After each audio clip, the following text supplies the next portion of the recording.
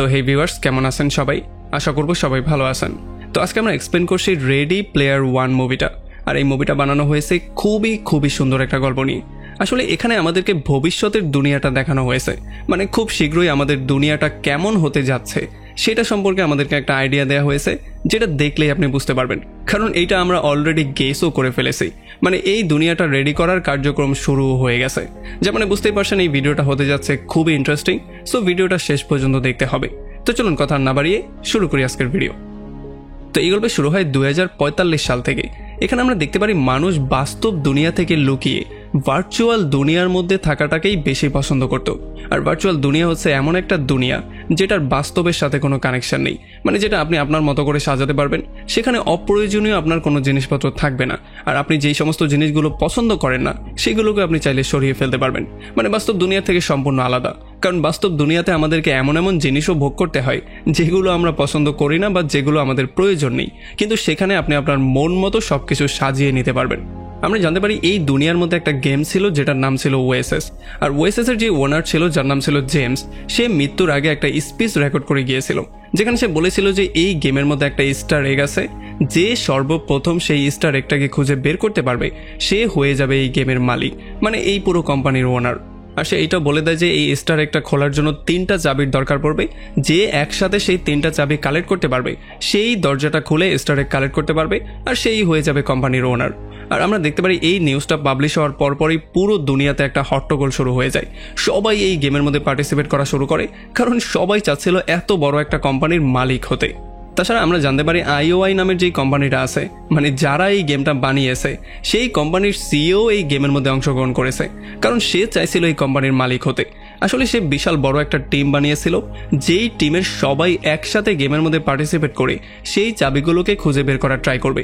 যেই চাবিগুলো পর্যন্ত পৌঁছাতে হলে তাদেরকে বিভিন্ন বড় টাস্ক কমপ্লিট করতে হবে, যেটা হয়তোবা একজনের পক্ষে অনেকটা কঠিন হয়ে যাবে, কিন্তু যেহেতু তারা সবাই মিলে একসাথে কাজটা করবে এই জন্য তাদের জন্য এটা খুবই ইজি হতে পারে। আর যদি তারা একবার এমনটা করে ফেলতে পারে তাহলে তারা ইস্টার একটা কালেক্ট করে ফেলতে পারবে।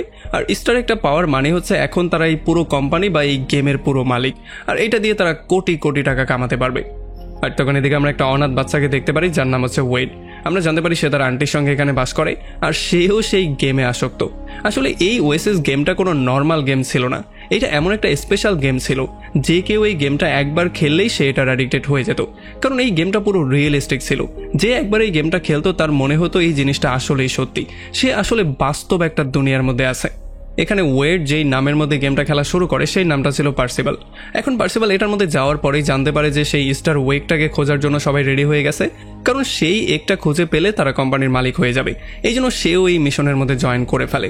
আসলে এটা একটা কাইন্ড অফ রেস ছিল, যেই রেসের মধ্যে সবাই একে অন্যকে গাড়ি দিয়ে পেছনে ফেলার ট্রাই করবে।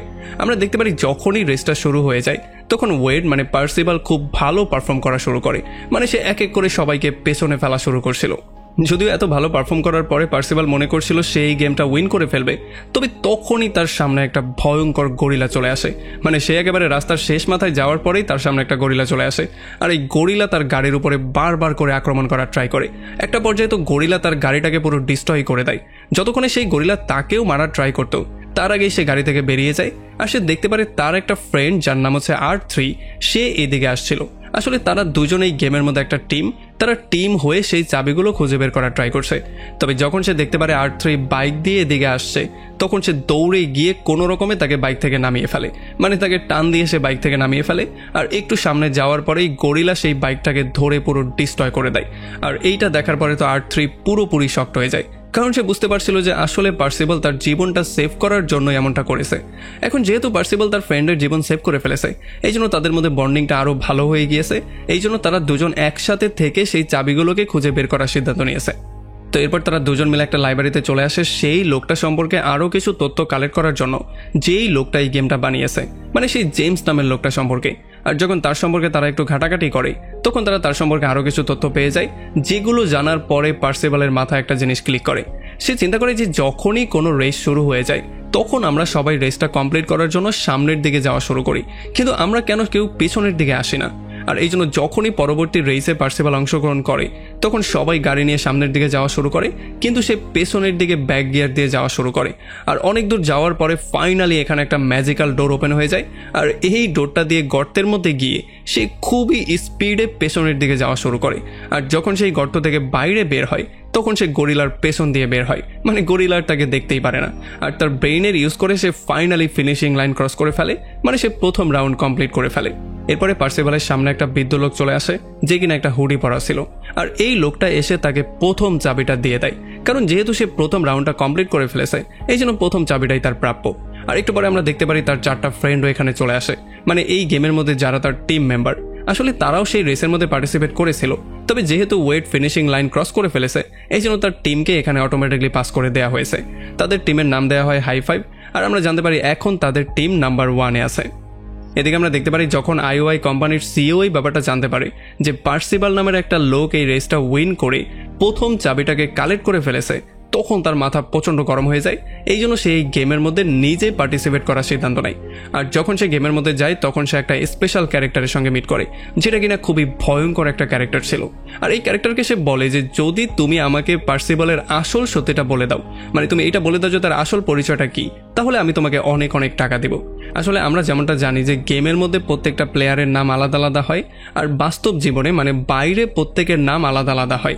এই জন্য এখন আইওআই কোম্পানির সিইও এই জিনিসটা জানতে চাচ্ছিল যে আসলে এই পার্সিবাল ক্যারেক্টারটার পেছনে বাস্তবে কে কাজ করছে। অন্যদিকে আমরা দেখতে পারি বাস্তব দুনিয়াতে ওয়েড এখন দ্বিতীয় রাউন্ডটা খেলার জন্য খুবই মরিয়া হয়েছিল, মানে সে এখন দ্বিতীয় চাবিটা যেই কোনো ওয়েতে হাসিল করতে চাইছিল। এই জন্য সে দ্বিতীয় ক্লুটা পড়ে যেখানে লেখা ছিল যে একজন ক্রিয়েটর যে কিনা নিজের ক্রিয়েশনকেই হেট করে, কারণ সে পাস্টে এমন এমন কিছু ভুল করেছে যেগুলো তার করা উচিত ছিল না। আর এই সমস্ত ব্যাপারগুলো পড়ার পরে ওয়েড আরও বেশি কিউরিয়াস হয়ে যায়। এই জন্য সে পার্সিবাল হয়ে আবারও গেমের মধ্যে এন্টার করে, আর সে গিয়ে সোজা R3-র সঙ্গে মিট করে। আর R3 আর সে মিলে একটা ক্লাবের মধ্যে চলে আসে যাতে করে তারা আরও বেশি ক্লু পেতে পারে, মানে কিভাবে এই গেমটা তারা উইন করতে পারবে বা কিভাবে গেমটা খেলা উচিত সেই সম্পর্কে তারা আরও কিছু ক্লু কালেক্ট করতে চায়। কিন্তু প্রবলেমটা হয়ে যায় যখন সে R3-র সঙ্গে সেখানে গিয়ে ডান্স করছিল, তখন যেহেতু পার্সিবাল R3-কে পছন্দ করতো আর তাকে ভালোবাসতো এই জন্য সে তার আসল নামটা, যেটা কিনা আসলে ছিল ওয়েড, মানে তার বাস্তব জীবনের নাম, সেইটা সে তাকে বলে দেয়। আর এই নামটা এখানে আশেপাশে কিছু মানুষজন শুনতে পারে, তাদের মধ্যে একজন মানুষ সেই লোকটাকে মেসেজ করে এই নামটা জানিয়ে দেয় যেই লোকটাকে আইওআই কোম্পানির সিইও হায়ার করেছিল যাতে করে সে ওয়েডের আসল পরিচয়টাকে খুঁজে বের করতে পারে, মানে সেই মনস্টার ভয়ঙ্কর লোকটাকে। আর এই জন্য একটু পরেই আমরা দেখতে পারি এখানে আইওআইয়ের অনেকগুলো গার্ড চলে আসে যারা এসে R3 আর পার্সিবালের উপরে ফায়ারিং করা শুরু করে। তারা কোনো রকম এখান থেকে পালিয়ে যাওয়ার ট্রাই করছিল, তবে কোনোভাবেই তারা পালিয়ে যেতে পারছিল না, কারণ এখানে গার্ডরা সংখ্যা অনেক বেশি ছিল, তাদের সঙ্গে তারা মারামারি করার সাহসও করতে পারছিল না।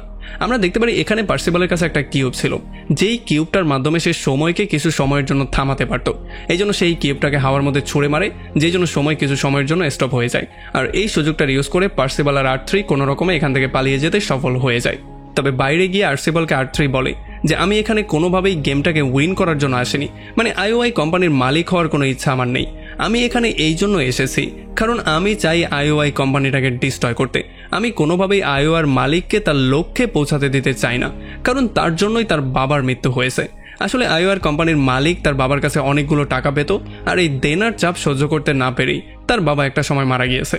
আর এই জন্য এখন R3 যেই কোনো ওয়েতে চাইছে তার থেকে বদলা নিতে।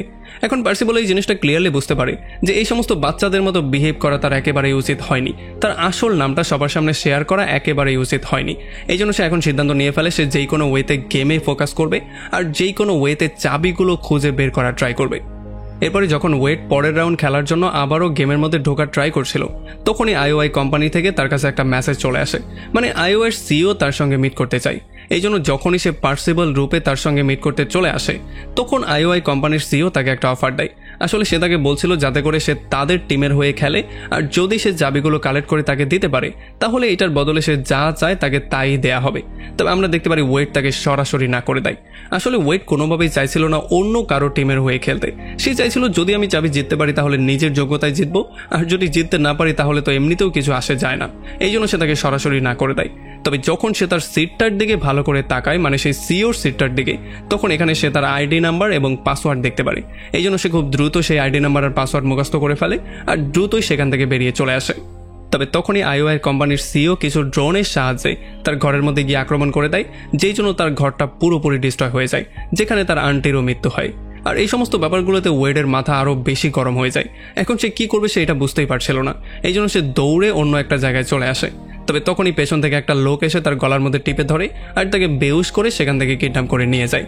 আর যখন সে জ্ঞান ফিরে পায় তখন সে দেখতে পারে তার সামনে একটা মেয়ে বসে আছে। আসলে এই সুন্দর মেয়েটার নাম ছিল সামান্থা, যাকে কিনা পার্সিবাল গেমের মধ্যে R3 নামে চিনত। আর পার্সিবাল মানে ওয়েড প্রথমবার এই মেয়েটাকে দেখার পরে তার প্রেমে আরও পাগল হয়ে যায়, কারণ সে চিন্তাও করেনি যে এই মেয়েটা এতটা সুন্দর হবে। আর এরপরে সামান্থা তাকে এক্সপ্লেন করে বলে সেই গেমের ওনার সম্পর্কে, মানে ক্রিয়েটর সম্পর্কে। সে তাকে বলে যে এই গেমটা বানিয়েছে যার নাম হচ্ছে জেমস, সে জীবনে একবারই একটা মেয়ের সঙ্গে ডেটে গিয়েছিল যার নাম ছিল কিরা। তারা দুজন একে অন্যের বয়ফ্রেন্ড গার্লফ্রেন্ড তো ছিলই, বরং তারা একে অন্যের ভালো ফ্রেন্ডও ছিল। পরবর্তীতে কিরাই গিয়ে তার ওয়াইফ হয়েছিল। আর যখন তারা দুজন প্রেম করছিল তখন তারা একটা মুভি দেখতে গিয়েছিল। আর এই মুভির মধ্যেই সে চাইছিল যেই কোনো ওয়েতে তাকে ডান্সের জন্য অ্যাপ্রোচ করতে আর সুযোগ বুঝে তাকে প্রপোজ করতে। তবে সে কোনোভাবেই সাহস করে তাকে ডান্সের জন্য অ্যাপ্রোচই করতে পারেনি। যদিও জেমস তার জীবনে কখনোই ক্লাব পছন্দ করতো না, তবে তবুও সে গেমের মধ্যে একটা ক্লাব বানিয়েছিল যাতে করে সে গেমের মধ্যে হলেও অন্তত কিরাকে প্রপোজ করতে পারে। আর এই সমস্ত ব্যাপারগুলোতে তারা এটা ক্লিয়ারলি বুঝতে পারে যে যদি তারা সেই গেমটাকে উইন করতে চায়, মানে দ্বিতীয় রাউন্ডটা উইন করতে চায়, তাহলে তাদেরকে সেই মুভিটা খুঁজে বের করতে হবে যেই মুভিটা তারা দুজন দেখতে গিয়েছিল। এরপর তারা দুজন গেমের মধ্যে চলে আসে আর তারা এই জিনিসটা খুঁজে বের করার ট্রাই করে যে আসলে জেমস তার জীবনে কোন কোন মুভিগুলো দেখেছিল, যেখানে কিনা অনেক অনেক মুভি ছিল। তবে তখনই তাদের নজর পড়ে একটা মুভির উপরে, যেই মুভির নাম ছিল দ্য শাইনিং। আসলে এটা একটা হরর মুভি ছিল। আর সবচেয়ে ইন্টারেস্টিং ব্যাপার হচ্ছে যেই মুভিটা বানিয়েছিল সে কখনোই এই মুভিটাকে পছন্দ করেনি, মানে তার কাছে এই মুভিটা ভালো লাগেনি। আর তখনই তারা বুঝতে পারে যে আসলে সেখানে কেন লেখা ছিল যে ক্রিয়েটর যে কিনা তার ক্রিয়েশনকে পছন্দ করে না। আসলে এই জিনিসটা সেখানে এই জন্য লেখা ছিল কারণ সে চাইছিল তাদেরকে এই মুভিটা সম্পর্কে একটা হিন্ট দিতে। তো এরপরে যখন তারা মধ্যে আসে তখন তারা দ্য শাইনিং এর পুরো সেটটাকে পেয়ে যায়। এখানে তারা একটা পিকচার পেয়ে যায়, যেই পিকচারের মধ্যে জেমস আর কিরাও ছিল। আর এই সমস্ত ব্যাপারগুলোতে তারা ক্লিয়ারলি বুঝতে পারে যে এখন তাদেরকে কি করতে হবে। যখন তারা আরও একটু মধ্যে যায় তখন এখানে তারা একটা ক্লাবের মতো জিনিস পেয়ে যায়, যেখানে অনেকগুলো জম্বি মিলে ডান্স করছিল, যাদের মাঝখানে কিরাও ছিল। আসলে এটা ছিল কিরার একটা মডেল। আর একটু পরে আমরা দেখতে পারি R3 তাদের মধ্যে লাফ দিয়ে পড়ে কোনো রকমে কিরাকে সেভ করে এখানে নিয়ে আসে। আর এই সমস্ত ব্যাপারগুলোতে কিরা অনেক বেশি হ্যাপি হয়ে যায়। আর কিরা R3কে বলে যে আমি এই দিনটার জন্য কয়েক বছর ধরে ওয়েট করছিলাম। এতটুকু বলেই হঠাৎ করেই সে কোথায় যেন গায়েব হয়ে যায়। আর তখনই তাদের সামনে হুট পড়া সেই লোকটা চলে আসে, মানে যে লোকটা প্রথম চাবিটা ওয়েটকে দিয়েছিল। আর এখন যেহেতু তারা দ্বিতীয় রাউন্ডটা কমপ্লিট করে ফেলেছে, এই জন্য সেই লোকটা R3কে দ্বিতীয় চাবিটা দিয়ে দেয়। মানে আমরা বুঝতে পারি এখন তাদের কাছে দুইটা চাবি চলে এসেছে, এখন তাদের শুধুমাত্র আর একটা চাবিই দরকার। আর এই খবরটা যখন আইওআই সিও জানতে পারে তখন সে তো পাগলের মতো হয়ে যায়। সে এখন যেই কোনো ওয়েতে চাইছিল তাদেরকে খুন করতে। সে এই জিনিসটাও জেনে যায় যে যেই আক্রমণটা সে ওয়েডের ঘরের মধ্যে করেছিল সেখানে তার আন্টির মৃত্যু হয়ে গেলেও ওয়েডের মৃত্যু হয়নি। এই জন্য এখন সে যেই কোনো ওয়েতে ওয়েড আর R3কে ধরে তাদের দুজনকে মারতে চাইছিল। এই জন্য অনেক কষ্ট করে সিসিটিভি ফুটেজের মাধ্যমে সে তাদেরকে খুঁজে বের করে ফেলে। আর সে সেই জায়গায় আক্রমণও করিয়ে দেয় যেই জায়গায় তারা দুজনে বাস্তব জীবনে উপস্থিত ছিল। তবে আমরা দেখতে পারি R3 কোনো রকমে ওয়েডকে সেখান থেকে পাঠিয়ে দেয় আর সে নিজে তাদের কাছে ধরা দেয়। আমরা দেখতে পারি ওয়েড এসিডক দিয়ে কোনো রকম একটা গলির মধ্যে চলে আসে আর তখনই একটা ছেলে এসে তাকে টান দিয়ে সাইডে নিয়ে যায়। আসলে এখানে অনেকগুলো ড্রোনও ছিল যেগুলো কিনা আইওআই কোম্পানির ছিল, যারা তার উপরে নজরদারি করার জন্য চারপাশে এগুলো ছড়িয়ে দিয়েছিল। আর তখন আমরা জানতে পারি সামান্থা মানে R3 সেই গেমের মধ্যে তাদের যে হাই ফাইভের 3 জন মেম্বার ছিল সেই 3 জনের আসল যেই রূপ ছিল, মানে বাস্তব জীবনে যারা ছিল তাদেরকেও ইনভাইট করে এখানে নিয়ে এসেছিল অ্যান্ড তাদের সবাইকে সঙ্গে নিয়ে সে গেমটা খেলার প্ল্যানিং করেছিল। তবে এখন যেহেতু সে ধরা পড়ে গিয়েছে এই জন্য এই 3 জন মিলে এখানে সমস্ত ড্রোনগুলোকে ডিস্ট্রয় করে দেয় আর ওয়েডকে একটা ভ্যানে করে নিয়ে সেখান থেকে পালিয়ে যাওয়ার ট্রাই করে। আসলে এটা এমন একটা স্পেশাল ভ্যান ছিল যেটার মধ্যে গেম খেলার সমস্ত ব্যবস্থা ছিল। তবে আমরা দেখতে পারি ওয়েড এখন গেমের মধ্যে না গিয়ে যেই কোনো ওয়েতে R3 মানে সামান্থাকে সেভ করতে চাইছিল।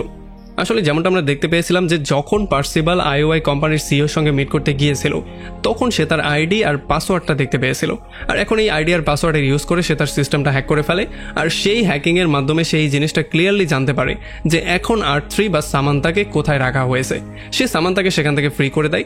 তবে সামান্থা সেখান থেকে পালিয়ে যায় না, বরং সামান্থা সেই জায়গায় চলে আসে যেখানে আইওআই কোম্পানির হেডকোয়ার্টার ছিল। আসলে আমরা জানতে পারি আইওআই কোম্পানির সিইও এই হেডকোয়ার্টারের চারপাশে একটা প্রোটেক্টিভ শিল্ড লাগিয়ে দিয়েছিল, আর যতক্ষণ পর্যন্ত এই প্রোটেক্টিভ শিল্ডটা থাকবে ততক্ষণ কেউ চাইলেও এটার মধ্যে এন্ট্রি নিতে পারবে না।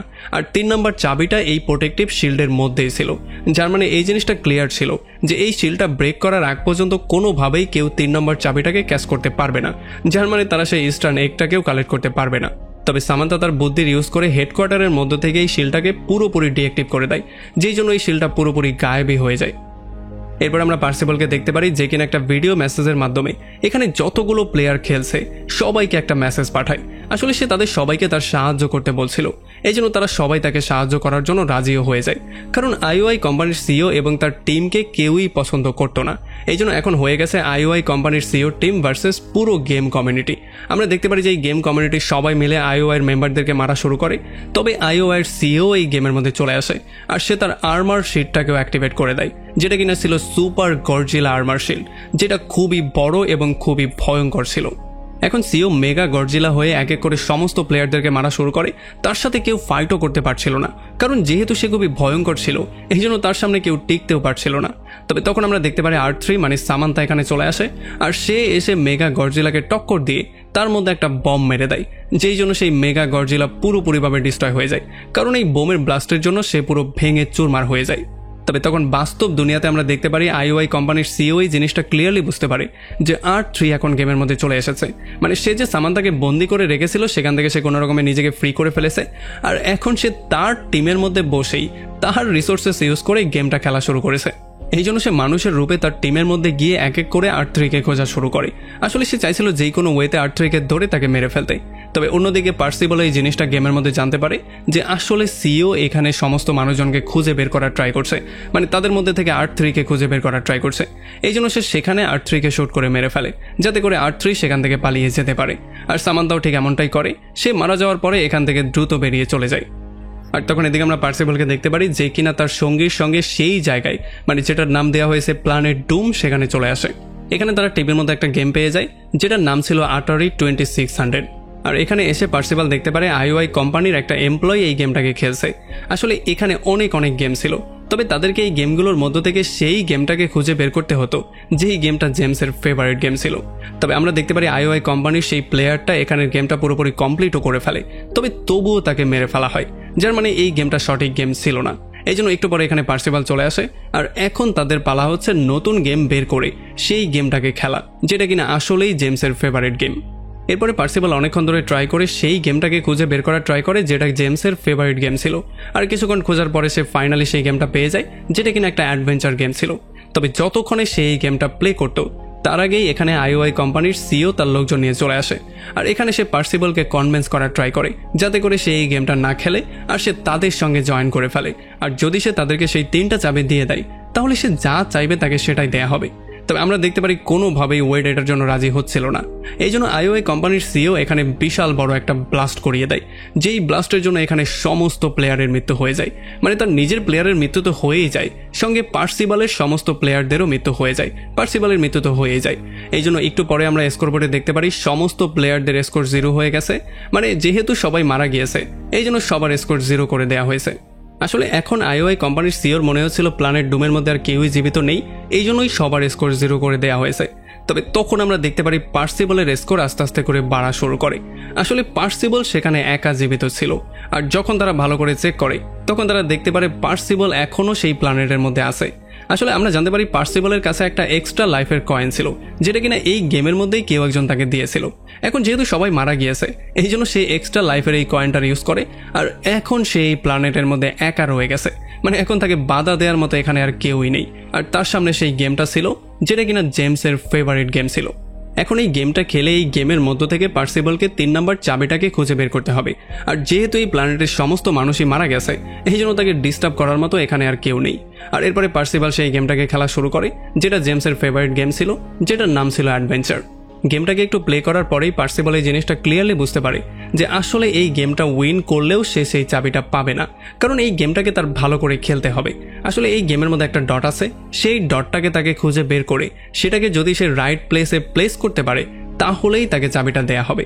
আর একটু পরে আমরা দেখতে পারি ফাইনালি সে সেই ডটটাকে খুঁজে বের করে ফেলে আর সেটাকে রাইট জায়গায় প্লেসও করে দেয়, যেই জন্য এই গেমটা কমপ্লিট হয়ে যায় আর গেমের পুরো বক্সটা পানির নিচে তলিয়ে যায়, মানে বরফের মধ্যে হারিয়ে যায়।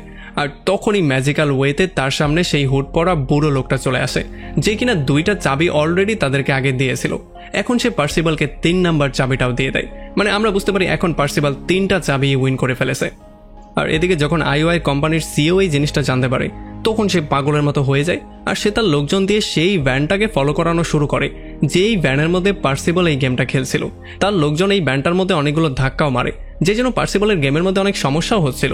তবে কোনো রকমে সেই চাবিগুলোকে সঠিক জায়গায় প্লেস করে দেয়, যে জন্য একটা দরজা ওপেন হয়ে যায়। আর এটার মধ্যে গিয়ে সে দেখতে পারে এটা আসলে ছিল একটা ট্রেজার, আসলে এটার মধ্যে কিছু গুপ্তধন লুকিয়ে রাখা হয়েছিল। আর এখানে তার সামনে সেই বৃদ্ধ লোকটা চলে আসে, যেই বৃদ্ধ লোকটা তাকে এক এক করে 3টা চাবি দিয়েছিল। আর এই লোকটা তাকে একটা পেন দিয়ে বলে যে তুমি এই পেপারের মধ্যে সিগনেচার করে ফেলো, আর সিগনেচার শেষ হয়ে গেলেই তুমি হয়ে যাবে এই পুরো কোম্পানির মালিক। এরপরে যখনই পার্সিবল সিগনেচার করতে যাচ্ছিলই তখনই হঠাৎ তার মনে পড়ে যে জেমস একবার তার পার্টনারের কাছে এমন করেই সিগনেচার নিয়ে তার পার্টনারকে কোম্পানি থেকে বের করে দিয়েছিল, যেটা কিনা তার জীবনের সবচেয়ে বড় ভুল ছিল, যেটার জন্য পরবর্তীতে তার পার্টনারকেও তাকে হারাতে হয়েছিল। আর এই সমস্ত ব্যাপারগুলো চিন্তা করে সে সিগনেচার করার জন্য না করে দেয়, কারণ সেই জিনিসটা ক্লিয়ারলি বুঝে গিয়েছে যে আসলে এই সিগনেচার করাটা ছিল একটা ট্র্যাপ, মানে এইটা তার একটা টেস্ট ছিল। এই জন্য যখন সে সিগনেচার করতে না করে দেয় তখন এই হুড পরা লোকটা তার দিকে অনেকক্ষণ তাকিয়েছিল, মানে তাকে দেখে মনে হয়েছিল সে অনেকটা ইমোশনাল হয়ে যাচ্ছে। আর একটু পরে আমরা দেখতে পারি এই হুড পরা লোকটা হঠাৎই জেমসে কনভার্ট হয়ে যায়, মানে এই গেমের মালিকে কনভার্ট হয়ে যায়। আর এরপরে সে একটা রুমের মধ্য থেকে ফাইনালি পার্সিবলকে এক্সট্রা নেকটা দেয়, মানে আমরা বুঝতে পারি এখন পার্সিবল নিজেই এই গেমের ওনার হয়ে গেছে। এদিকে বাস্তব দুনিয়াতে আইওআই কোম্পানির সিও নেমে যায় পার্সিবলকে ধরার জন্য, মানে ওয়েডকে ধরার জন্য। সে গাড়ি নিয়ে সেই ভ্যানের কাছে চলে আসে, যেই ভ্যানের মধ্য থেকে সেই গেমটা প্লে করছিল। ভ্যানটাকে থামিয়ে যখনই দরজা খুলে সে তাকে শ্যুট করতে যাচ্ছিল তখনই সে দেখতে পারে তার হাতের মধ্য থেকে আলো বেরোচ্ছে। এটার মাধ্যমে সে এটা ক্লিয়ারলি বুঝতে পারে যে সেই স্টান একটা সে পেয়ে গেছে আর এখন সে হয়ে গেছে এই কোম্পানির সিও। আর একটু পরে আমরা দেখতে পারি এখানে পুলিশ চলে আসে আর তারা আইওআই কোম্পানির সিও এবং তার সিকিউরিটি গার্ডদেরকে ধরে সোজা জেলের মধ্যে নিয়ে যায়। আর তখন আমরা দেখতে পারি এখানে জেমসের সেই বন্ধুও চলে আসে, যেই বন্ধুকে পেপারে সিগনেচার করে জেমস সেখান থেকে বের করে দিয়েছিল। আর এই বন্ধু এসে তাকে বলে যে তোমাকে একটা পেপারে সিগনেচার করতে হবে, তাহলেই তুমি কোম্পানির আসল মালিক হয়ে যাবে। আমরা দেখতে পারি যে এখন সে বলে যে আমি আমার হাইফাই পুরো টিমের মাধ্যমে এই গেমটাকে প্লে করব, মানে আমি একা মালিক হব না, আমরা সবাই মিলে এই কোম্পানির মালিক হব। আর তাছাড়া সে এই লোকটাকে মানে জেমসের বন্ধুকে এই কোম্পানির কনসালটেন্ট বানিয়ে দেয়, কারণ সে জানতো যে এই গেম সম্পর্কে এই লোকটার অনেক বেশি নলেজ আছে। আর এখানে ওয়েড এই ব্যাপারটাও জানতে পারে যে গেমের মধ্যে তাকে এক্সট্রা লাইফের যেই কয়েনটা দেওয়া হয়েছিল সেটার অন্য কেউ তাকে দেয়নি, সেটা দিয়েছিল এই বৃদ্ধ লোকটাই। আসলে সে সবসময় গেমের মধ্যে দ্য কিউরেটর নামে তার আশেপাশেই ঘোরাফেরা করতো আর তাকে সবসময় গেমের মধ্যে সে সাহায্য করতো। যার মানে ওয়েড ওই ব্যাপারটা বুঝতে পারে যে তার সাহায্য ছাড়া সে কোনোভাবেই গেমটাকে উইন করতে পারতো না। এই জন্য এখন থেকে তারা সবাই মিলেই কোম্পানিটাকে চালানোর সিদ্ধান্ত নেয়।